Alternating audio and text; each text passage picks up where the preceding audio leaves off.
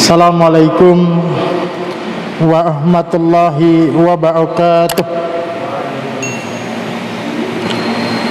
Innal hamdalillah nahmaduhu wa nasta'inuhu wa nastaghfiruh wa na'udzu billahi min syururi anfusina wa a'malina may yahdihillahu fala mudhillalah wa may yudlil fala hadiyalah.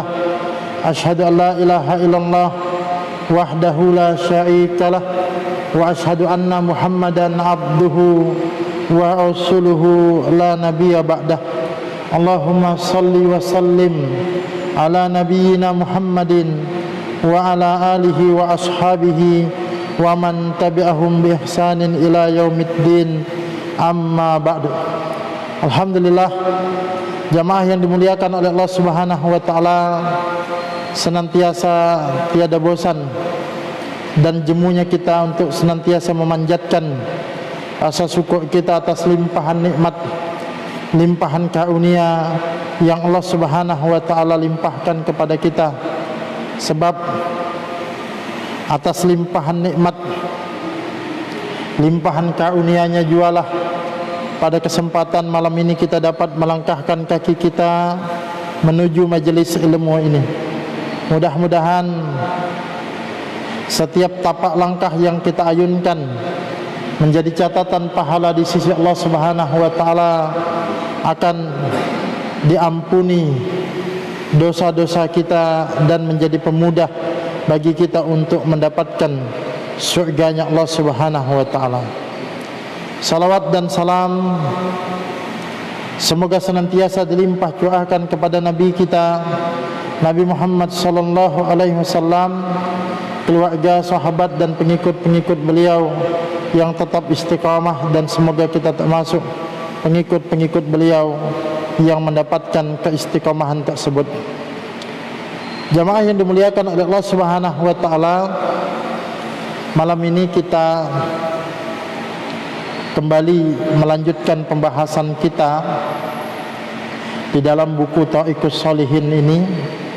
Kita masih membahas amal-amal yang berkaitan dengan sholat. Artinya dia bukan sholat, tapi amal ini pasti berkaitan dengan sholat. Seperti yang pekan lalu sudah kita bahas adalah pahala wudhu.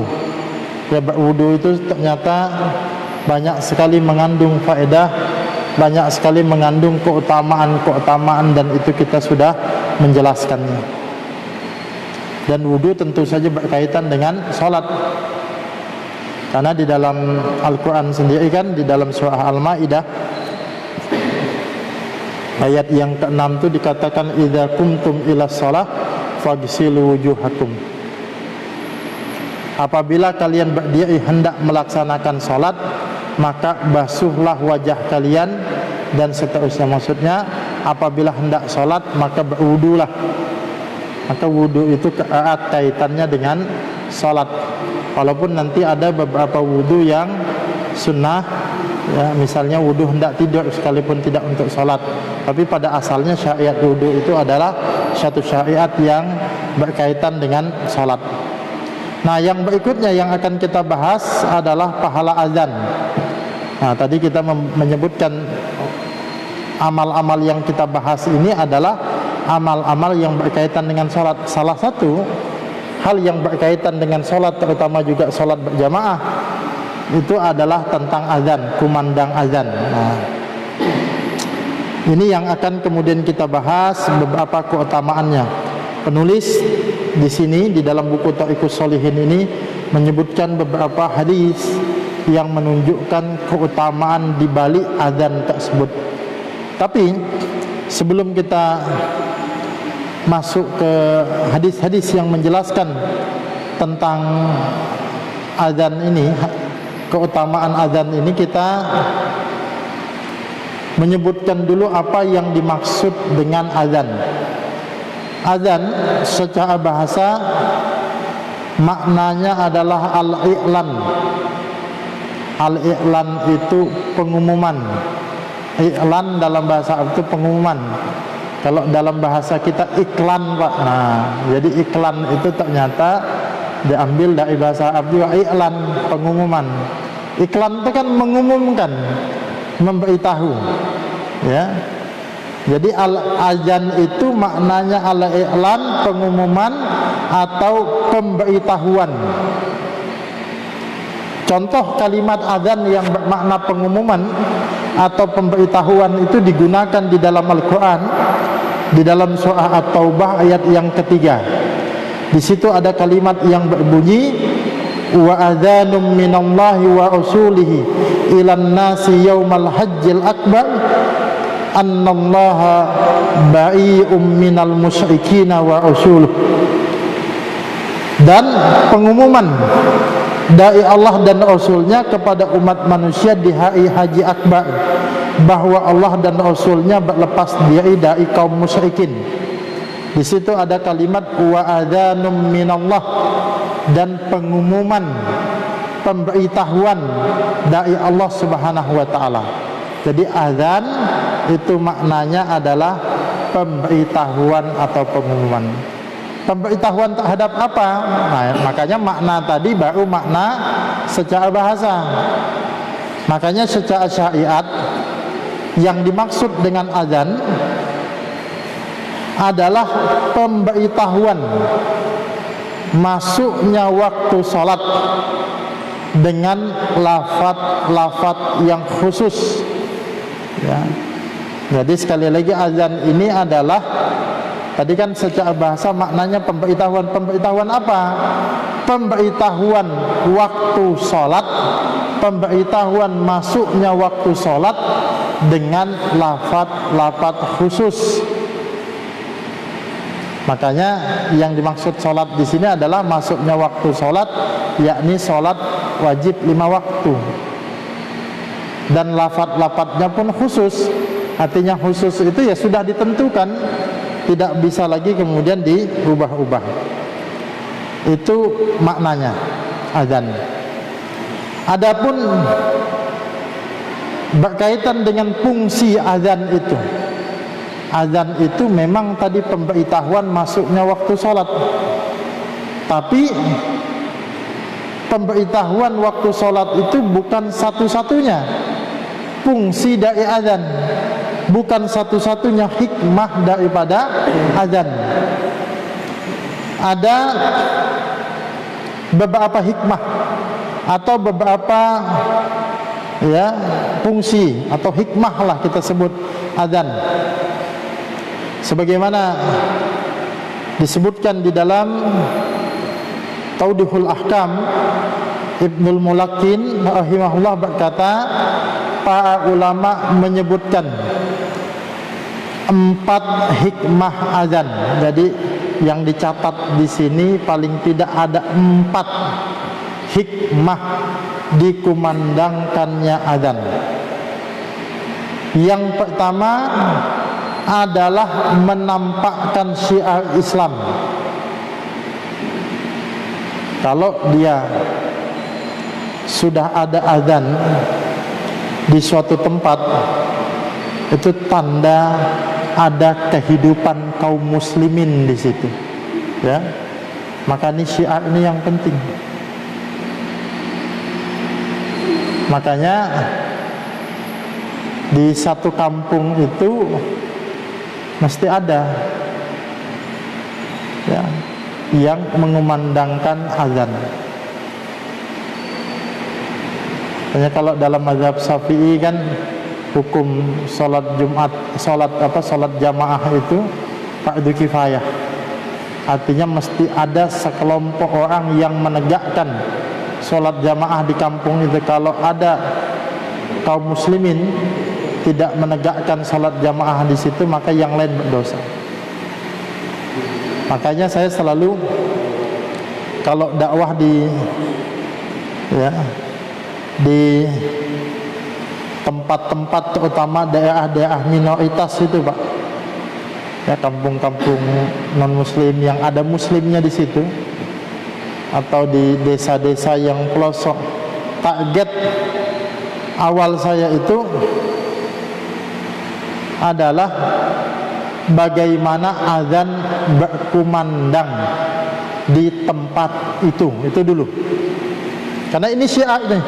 Kita belum bicara yang lain lah. Kan ibadah setelah 2 kalimat syahadat itu, ibadah yang utama kan mendirikan sholat. Kan rukun Islam yang kedua. Nah, mendirikan sholat itu erat kaitannya dengan azan, ya, dengan azan. Nah, kalau di satu kampung itu tidak ada azan, kita sulit untuk mengenal ini kampungnya muslim apa enggak, atau ada muslimnya apa enggak. Di beberapa tempat, ya, kita sudah masuk. Satu contoh misalnya di desa Jaklua itu yang sudah lama kita bina, kita masuk di ini kampung Dayak, muslimnya mungkin sekitar 30-an 40-an kakak. Kalau persentasenya ya kurang lebih 30%-an juga. Kita datang ke sana pertama kali, tanya ada masjid atau musola. Alhamdulillah ada masjid, Pak, walaupun kecil masjidnya. Alhamdulillah. Udah kita bikin pengajian di sana. Tapi ternyata masjidnya lama tidak berfungsi. Itu apa yang kita bilang pengarah suara di atas tuh, yang toa, yang corongnya itu rupanya sudah diturunkan sama warga. Diturunkan itu bukan karena mereka anti, tidak senang dengan azan, bukan pihak non muslimnya keberatan juga, bukan. Tapi kenapa? Ya karena tidak ada yang membimbing mereka, yang menghidupkan masjid ini tidak ada. Orang awam bingung dia. Kita datang baru mau dipasang, dah target, dah usah muluk-muluk dulu. Gimana azan di sini bisa berkumandang? Nah, kami repot juga datang waktu itu 2 pekan sekali. Ya masa azannya kumandang 2 pekan sekali kan gitu? Orang harusnya sehari 5 kali. Teman-teman di sana ada tuh juga tempat tinggalnya jauh. Nah, sudahlah, yang bisa kita lakukan, adakan pengajian. Waalaikumsalam. Kalau saya tidak ada teman-teman yang di Wahau sendiri yang membina di situ. Nah, alhamdulillah ada salah seorang warga kita bina ngaji itu mulai Iqra 1 sampai sekarang, kemudian bisa menjadi imam, dan dialah yang menghidupkan masjid saat ini hidup. Di desa sebelahnya juga kurang lebih sama. Bahkan itu musolanya belum jadi, kita bangun musola. Tentu saja ya dari jamaah lah, dari gerakan infak peduli dakwah itu. Di daerah Lokulu juga bagian pelosok tuh ada, ya, yang tadinya apa tidak ada azannya, kemudian ada pengurusnya, kemudian ini kembali tidak ada lagi. Nah, ini menjadi hal yang penting. Karena fungsi yang pertama azan itu adalah menunjukkan syiar Islam. Kalau sudah ada azan, itu tanda ada kehidupan kaum muslimin di situ. Makanya disebutkan di dalam sebuah riwayat yang diriwayatkan Imam Muslim dari Anas bin Malik, ia berkata, kana Rasulullah sallallahu alaihi wasallam yuhi'u idza tala al-fajr wa kana yastami'ul adana fa in sami'a adanan amsaka wa illa agha'a. Rasulullah sallallahu alaihi wasallam menyerang suatu kaum itu ketika terbit fajarnya, dan beliau memperhatikan azan. Apabila beliau mendengar, maka beliau menahan, dan bila beliau tidak mendengar, maka beliau menyerang. Jadi Rasulullah itu sebelum menaklukkan, menyerang suatu kampung, satu kawasan, itu melihat kalau masih ada azan di situ, nih wilayah kaum muslimin, berarti tidak boleh diserang. Paling tidak ada kaum musliminnya di situlah. Kalaupun mau diserang mungkin dilihat dulu mana muslim mana bukan, kan gitu. Tapi kalau tidak ada, nah, maka beliau melakukan penyerangan itu tandanya tidak ada kaum muslimin di situ. Jadi betul-betul azan itu menjadi syiar, ya, syiar daripada Islam itu sendiri. Dan ini juga dipertegas atau dikatakan oleh Syekhul Islam Ibn Taimiyah. Beliau mengatakan, di antara syiar agama yang hanif ini adalah azan yang mengandung pengumuman untuk berzikir mengingat Allah. Dengan azan ini terbuka pintu-pintu langit, para setan lari terbirit-birit dan turun rahmat ketenangan. Jadi para ulama sudah menyebutkan bahwa azan itu merupakan syiar, tanda keislaman. Maka kalau kita ingin melihat Islam itu eksis, pertama azan. Sebaliknya, kalau seandainya azan sudah tidak bisa dilakukan, azan sudah kemudian dilarang, ini menunjukkan sesuatu yang bahaya. Karena itu sesuatu yang paling bawah sudah. Yang satu yang prinsip, mungkin kan kita lihat saja di beberapa syariat agama kita itu masih sulit untuk kita laksanakan, termasuk di negeri kita yang kita mayoritas ini. Nah, kita terus saja berdakwah, memperjuangkan, menyadarkan kaum muslimin, menyadarkan para pemimpin-pemimpinnya, mengingatkan mereka. Tapi kan azan masih boleh. Nah, maksud saya kalau sampai azan sudah tidak diperbolehkan lagi, itu ada sesuatu yang genting, sesuatu yang gawat. Apalagi di tengah kaum muslimin sendiri kok azan tidak diperbolehkan, ini sesuatu yang bahaya. Nah, kita bersyukur saat ini kita masih bebas mengumandangkan azan. Makanya waktu pandemi ya, beberapa waktu yang ini kan masih juga, cuma waktu masjid-masjid itu ditutup, itu sebenarnya kalimat-kalimat yang kita gunakan seringkali juga tidak tepat. Sebenarnya tidak tepat ada istilah penutupan masjid, mungkin pembatasan sholat berjamaah.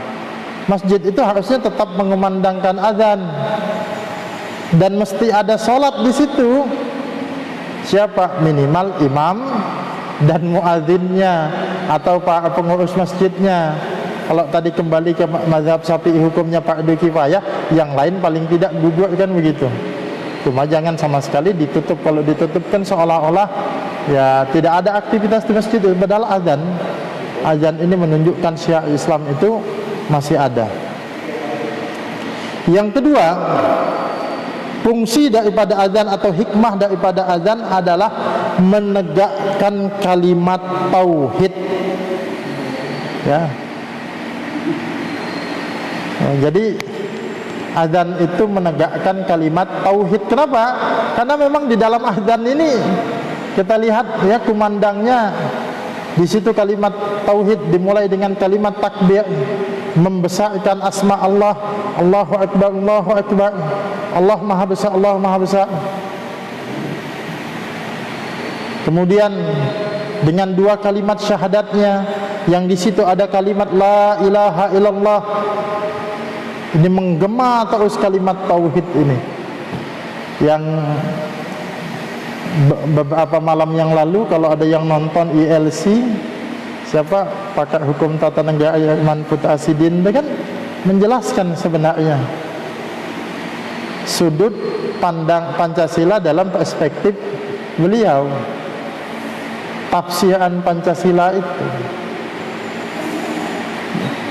Karena ketika Pancasila yang dimaksud ketuhanan yang Maha Esa itu, sebenarnya yang paling pantas untuk memaknakan dan menafsirkan itu adalah ya kalimat yang dibawa oleh umat Islam, kalimat la ilaha illallah ini. Cuma kan ingin diselewengkan sekarang dengan apa? Jadi bukan ketuhanan yang Maha Esa lagi, apa Pak? Ketuhanan yang berkebudayaan. Nah, ini lagi ame. Makanya umat Islam alhamdulillah bersatu. Dengan ada rancangan undang-undang haluan ideologi Pancasila, dengan kemudian diperas Pancasila kemudian menjadi Trisila, kemudian menjadi Ekasila, yang intinya gotong royong. Gotong royong itu suatu kalimat yang netral, masih bisa dibawa ke kanan dan ke kiri. Di dalam Al-Maidah sendiri kan kita diperintahkan untuk tolong menolong, untuk ta'awun alal birri wat taqwa, untuk tolong menolong di dalam kebaikan dan ketakwaan. Tapi kita juga dilarang untuk tolong menolong, gotong royong di dalam alal ismi wal udwan, atas dosa dan permusuhan. Ketika disebut gotong royong itu gotong royong yang mana? Padahal di dalam undang-undang kita jelas, Pancasila itu ketuhanan yang Maha Esa yang menjadi sila-sila yang lain. Nah, lalu ini sedikit saya jelaskan juga. Memang betul bahwa Pancasila kemudian diperas, kemudian menjadi Trisila, kemudian menjadi Ekasila, itu sudah dipidatokan oleh Bung Karno pada tanggal 1 Juni. Tapi kita ingat, kita harus memahami bahwa Pancasila itu bukan satu produk yang dilahirkan sendirian oleh Bung Karno. Kalau lihat sejarah kan, bahkan di bulan Mei itu ada Muhammad Yamin sudah berpidato, kemudian Dr. Supomo itu juga berpidato, kemudian Bung Karno. Tapi ini masih dalam perbincangan. Jadi Trisila kemudian menjadi Ekasila itu sesuatu yang tidak disepakati.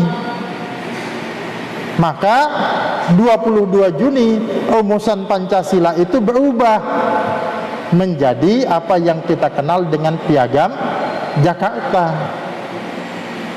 yang sila pertamanya adalah ketuhanan dengan kewajiban menjalankan syariat Islam bagi pemeluk-pemeluknya. Sudah hilang, tidak ada tadi gagasan yang dibawa Ekasila kemudian Trisila menjadi Ekasila, itu sudah selesai karena itu semacam suatu wacana yang muncul dan wacana itu tidak dilanjutkan. Yang dilanjutkan 22 Juni Piagam Jakarta.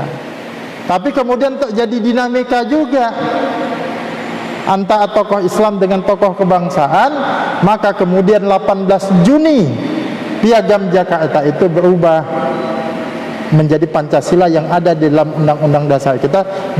Dicoretlah 7 kata dengan kewajiban menjalankan syariat Islam bagi pemeluk-pemeluknya, diganti dengan ketuhanan yang Maha Esa.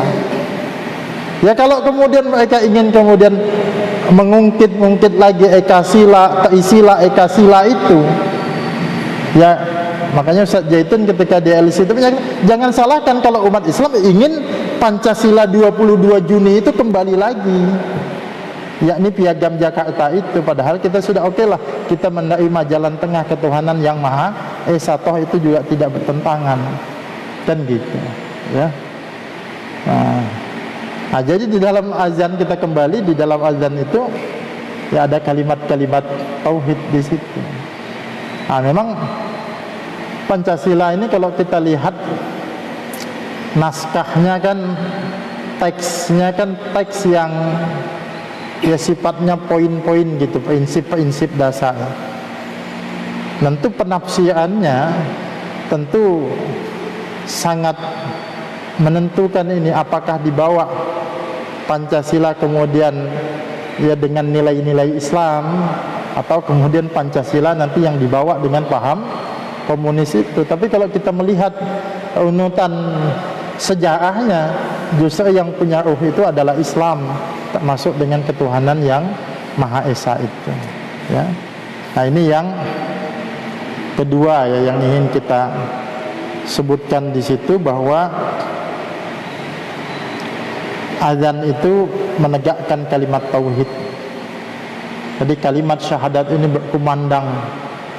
Bahkan memang ini keajaiban azan ya. Karena waktu sholat itu kan tidak bersamaan, maksudnya ya karena memang kondisi waktu kita yang berbeda-beda. Habis di sini azan, di sebelah sana azan, di tempat lain azan, di daerah lain azan. Itu kan sambung menyambung terus kumandang azan itu, jadi sambung menyambung.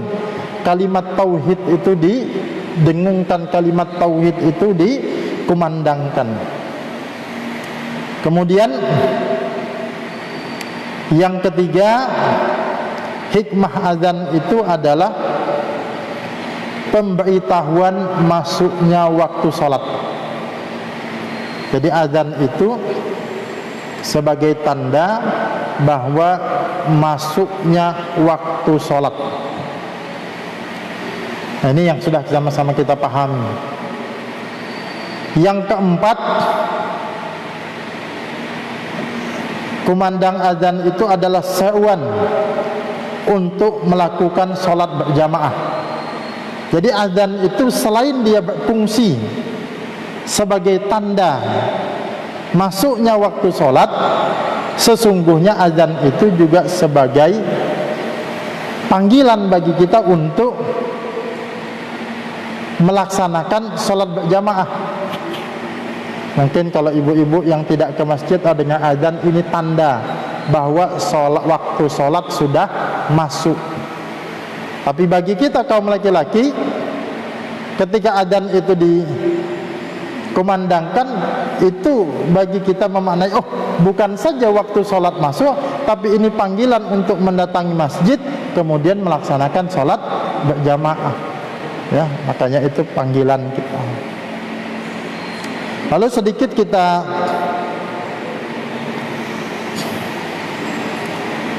tambahkan juga apa hukum azan. Hukum azan ini apa?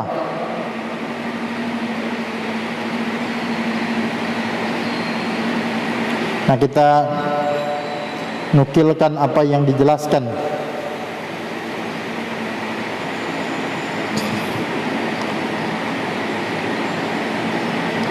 oleh Syekh Muhammad bin Shalih Al-Utsaimin. Ya, kata beliau,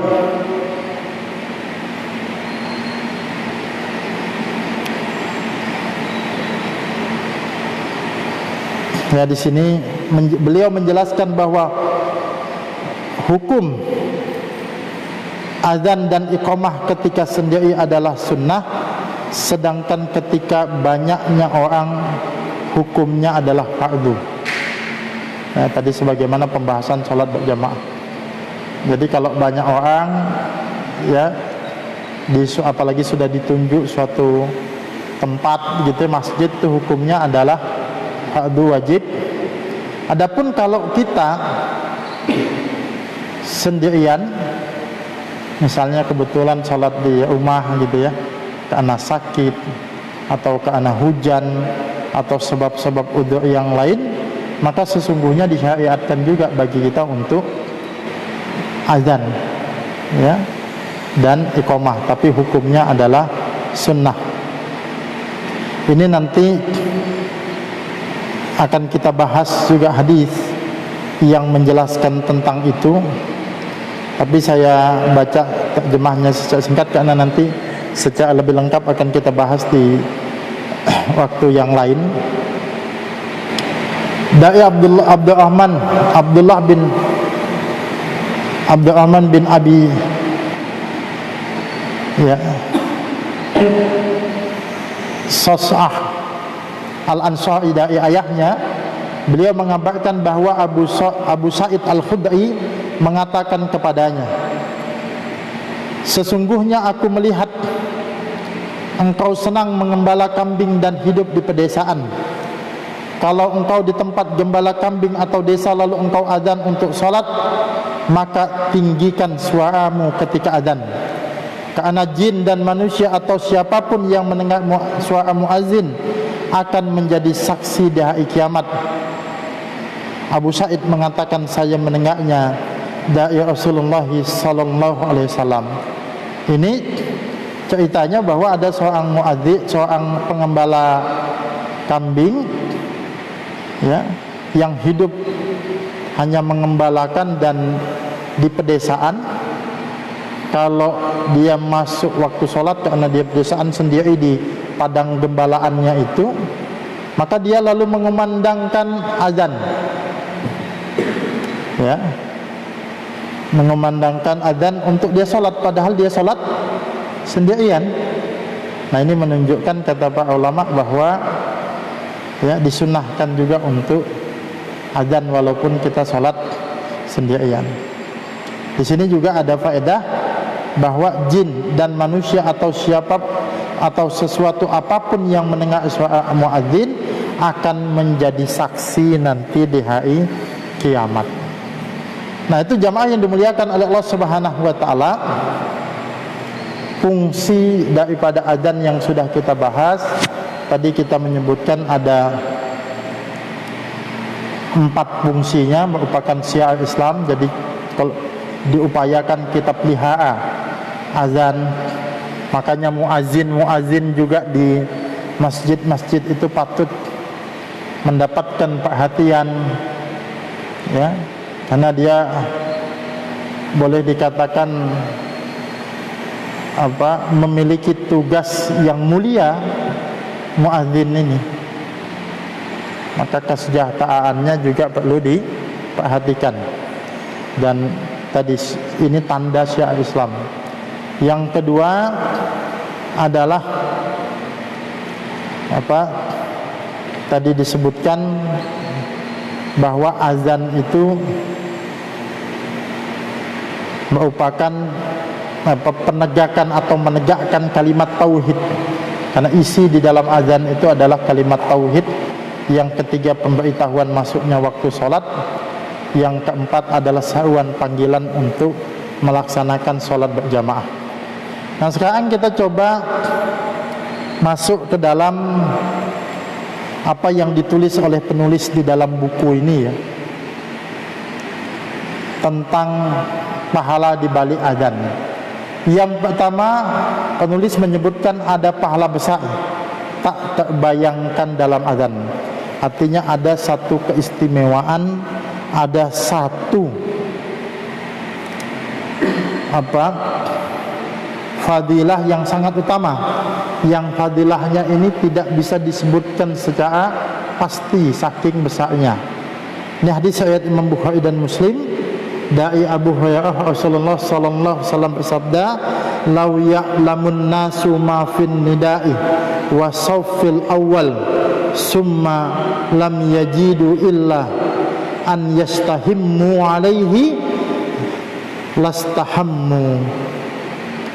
Sekiranya orang-orang itu mengetahui pahala apa yang dihasilkan dari azan dan shaf pertama, di situ ada kalimat lau ya'lamun nasu ma fin nida, seandainya manusia mengetahui fin nida, ma fin nida, apa yang ada di dalam an-nida. An-nida itu seruan, maksudnya azan. An-nida itu panggilan. Wa safil awal, dan saf yang awal. Jadi ada 2 yang disebut di sini. Seandainya manusia mengetahui pahala di balik azan dan di balik shaf yang pertama, lalu tak ada jalan lain untuk mendapatkannya kecuali undian, pastilah mereka melakukan itu. Maksudnya apa? Maksudnya, kalau sampai diundi itu tandanya tidak ada yang mau ngalah, kan gitu. Semua pengen dan kita sulit untuk menentukan. Maka akhirnya diundi, ya, supaya nanti yang kepilih itu, yang tidak kepilih menjadi tidak iri. Kenapa? Intinya tidak ada yang mau ngalah. Nah, maksudnya apa? Seandainya manusia itu mengetahui pahala di balik azan dan shaf yang pertama, tidak ada yang mau ngalah. Sampai-sampai kalau mau diundi pun mereka, ya sudah, diundi saja. Ya. Ini kalau dalam konteks pembahasan ini bisa. Ya, kalau lihat azan, ya terutama yang tentu saja yang bisa adzan dan suaranya bagus untuk di masjid. Tapi kalau memang dia adzan layak adzan, harusnya dia berebut, tidak dia mau ngalah. Kalau di kita apa? Dorong-dorongan kan, antum aja lah. Ya. Sama di shop yang pertama. Di shop yang pertama, kalau kita mengetahui keutamaannya, pasti tidak ada yang mau ngalah. Kalau tinggal ada satu shop saja, ini perumpamaan saja ya, tinggal ada satu shop, satu celah di shop itu, di shop yang pertama cuma ada satu celah saja, lalu yang mau masuk mungkin ada 5 orang, mau masuk semua, tidak ada yang mau ngalah. Saking pengennya semua itu masuk, maka rela mereka diundi. Ini tentu saja bukan berarti nanti ketika ada satu undian siapa di shop pertama, bukan ya. Tapi maksudnya ini menggambarkan manusia itu akan berebut untuk mendapatkan shop yang pertama. Makanya sudah pernah kita jelaskan juga, kalau untuk urusan ibadah, untuk urusan amal saleh, untuk urusan akhirat, kita itu harusnya berlomba-lomba, fastabiqul khairat, berlomba-lomba. Nah, kalau untuk urusan dunia justru jangan berlomba-lomba. Makanya ada satu penggambaran tuh begini. Ada satu akhlak di dalam Islam. Akhlak ini ya ini itsai. Itsai itu adalah mendahulukan kepentingan orang lain atas kepentingan diri sendiri. Ini akhlak di dalam Islam. Tapi itsai yang merupakan akhlak di dalam Islam ini adalah itsai dalam urusan dunia. Contoh Pak, saya mungkin di jalan yang panas bekalan, saya bawa cuma minuman 1 gelas ini, air mineral ini, ya. Kemudian bertemu dengan kawan saya yang mungkin kehausan, lalu dia bertanya, Pak, ada minum enggak? Saya haus. Saya sisa 1 Pak. Maka kalau kita memberikan kepadanya, inilah kamu minum, dalam hati kita, saya gampang sajalah, walaupun sebenarnya kita butuh. Ini akhlak yang mulia itsai, itu dianjurkan. Tapi untuk urusan ibadah,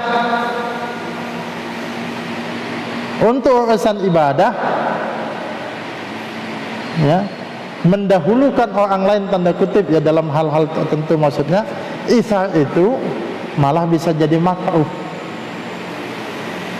Contoh, ada shop pertama kosong, kita dulu ngisi baru ngajak orang lain. Jangan kita persilahkan orang lain, oh shop pertama besar pahalanya, saya biar dapat dikit aja lah di belakang gitu ya. Kecuali ada pertimbangan khusus. Misal kalau di sekolah guru mengatur muridnya di depan, karena dia mau mengawasi di belakang, nah ini ada pertimbangan khusus. Karena susah juga kalau guru-gurunya, ustadz-ustadznya tak lampau soleh semua, shop pertama anak-anak di belakang bermainan semua, kan susah. Ini tentu ketentuan khusus. Atau ada orang misalnya sisa 1 shop di ujung, orang itu memang mungkin karena kakinya sakit dilipat, memang butuhnya dia di ujung. Kalau dia ke tengah nanti agak susah, kan ada yang pernah gitu ya, yang kena mungkin habis jatuh, habis kecelakaan. Jadi dia kalau sujud kakinya mungkin ngelipat agak jauh, dia butuh di ujung. Sementara shop yang tersisa itu di ujung saja. Nah, maka dalam kondisi begitu tidak apa-apa dia mengalah. Tapi maksud saya kalau dalam kondisi ini kita dulu yang kemudian berupaya untuk memaksimalkan itu. Nah, di sini kemudian lanjutkan, ada penjelasan sedikit ya sebagai bentuk renungan. Anda pernah melihat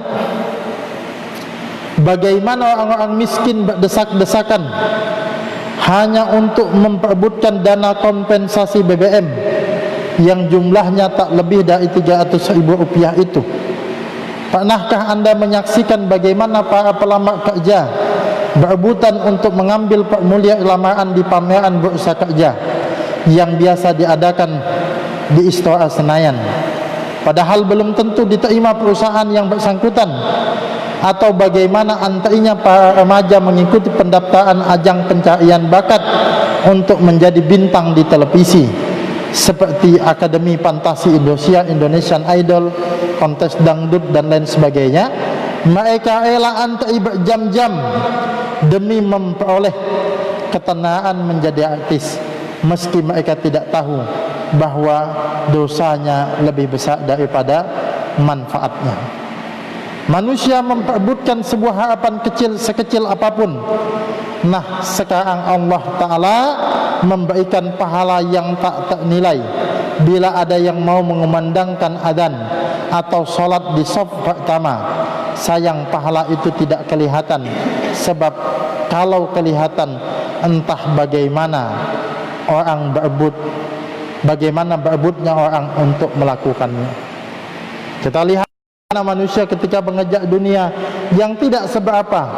Misalnya tadi berebut ya, ada bantuan ya 300.000, mencari pekerjaan, mengantri ya, tadi ikut akademi pencarian bakat, atau kalau ada juga yang nonton konser-konser band-band ternama, itu mereka rela berdesak-desakan, padahal itu dari segi agama tidak ada manfaatnya.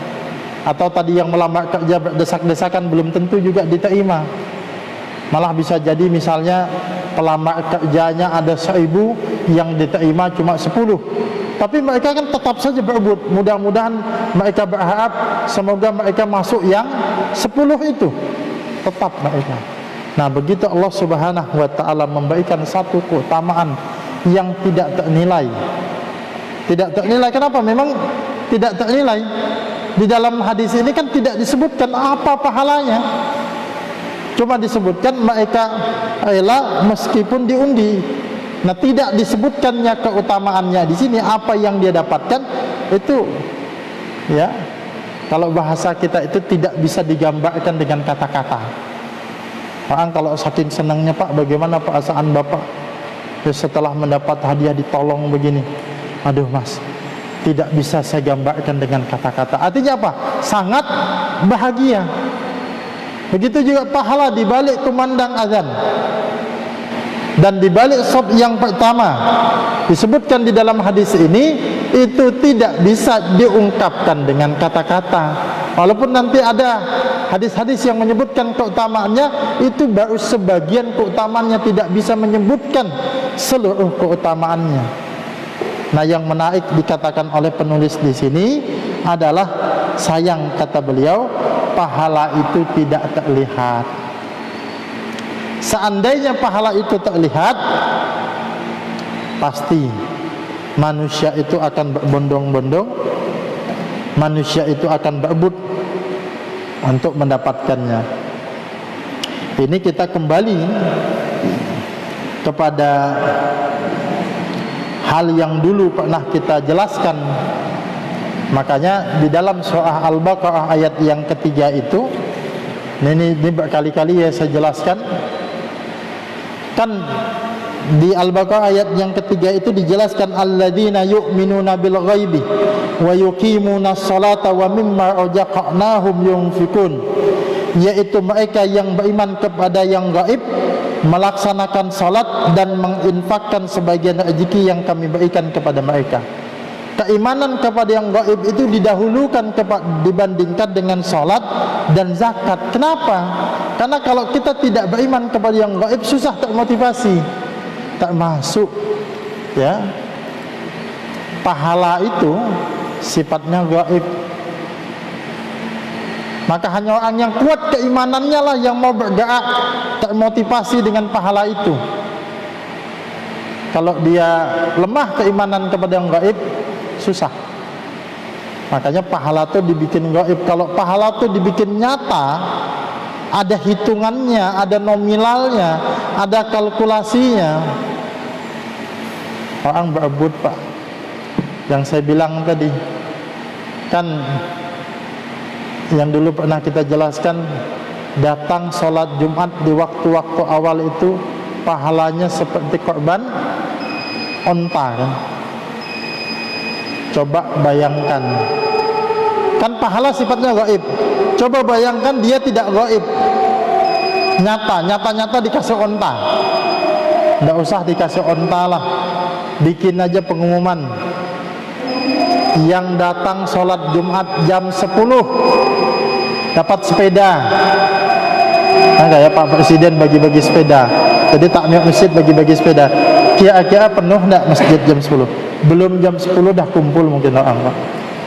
Ya. Ada diskon di mall itu kan, jam 8 diskonnya. Waktu diskon hanya 30 menit. Sebelum jam 8 orang dah kumpul. Kenapa? Hasad mereka kuat.